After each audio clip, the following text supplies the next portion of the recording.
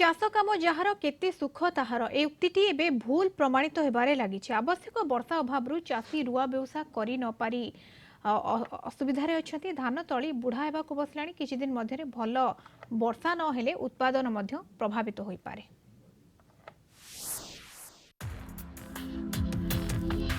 आवश्यक वर्षा अभाव चाषी कूल एवं चिंतार। नवरंगपुर जिला उमरकोट ब्लॉक रे गत वर्ष तुलन में ए वर्ष कम वर्षा होईछि। जून शेष सुधा उमरकोट ब्लॉक रे 100 मिलीमीटर वर्षा होईछि।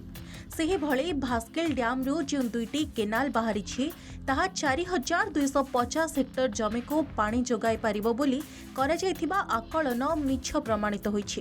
किछि वर्ष हेबो केनाल रो शेष मुंड को पानी आसी पारु नाही। एबे केनाल सुखिला पड़िछि। तळे पड़िबार 25 दिनरू अधिक हेलाणी। पानी अभावरू रुआ होई पारुनी। चाषी माने जलकर देउथिले मध्य केनाल पानी पाउनथिबारू असंतोष बढ़ी चलिछि।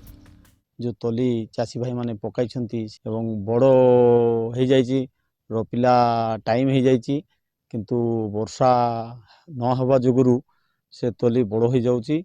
आमे बहुत असुविधा रे अछु। वर्षा न हेबा पर्यंत आमर कोनोसी भरोसा नहीं। गोटे भरोसा थिला आमर भास्कल प्रोजेक्ट रो। तो आज उमरकोट अंचल रो पानी व्यवस्था करिवा परठू आमर भास्कल प्रोजेक्ट रे आमे केनाल रे पानी भल भाव रे पाई पारु नहीं। जेहेतु को सरकार को आवेदन करुछि जे आमर भास्कल प्रोजेक्ट पर टिके ध्यान देले भल थिबो। मो पाखापाखि 4-5 एकर धान लगाए। मका भी 2-3 एकर अच्छी। मात्र मकाटा जहाँ भल अच्छी मात्र धानटा वर्तमान रोपिबार टाइम मात्र सब जमी रेडी होईची।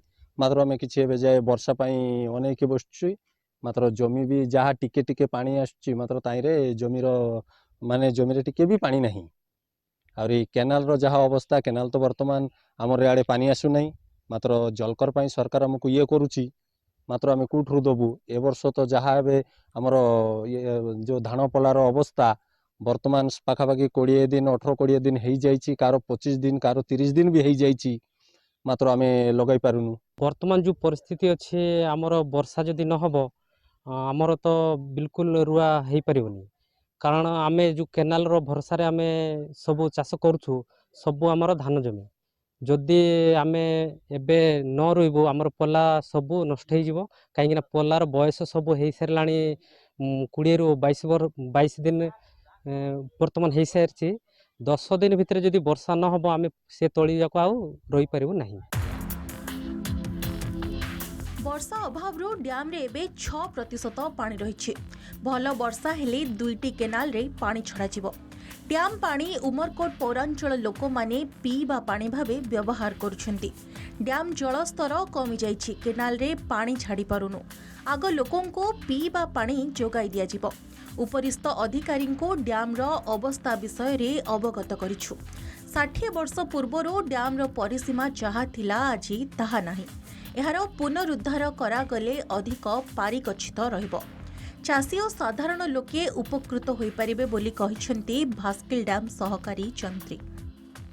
हमारा खरीफ सीजन रे मेनली आमे लास्ट 2 मंथ जोटा रोच आमे अक्टोबर नवेम्बर आड़े से माने चाषी माने प्रायतः डिमांड करते पानी। जेहेतु ए सीजन रे हमर वंस पानी डैम रे फुल हैला परे ही आमे पानी छाड़ी परिबु। जेहेतु हमर अलगा किछि भास्केल डैम रे अलगा किछि सोर्स नाही पेरिनियल सोर्स जोटा कि कंटिन्यू पानी आसीबो। वर्षा पानी ऊपर ही हमर डैम टा निर्भर करछि। तो वर्षा पानी स्टोर हैला परे ही आमे समानकु पानी दे परिबु। जेहेतु वर्तमान 6% पानी ही अछि डैम रे तो वर्तमान आमे पानी दवा स्टार्ट करनु। उमरकोट अनुराग पटनायक रिपोर्ट कलिंग टीवी।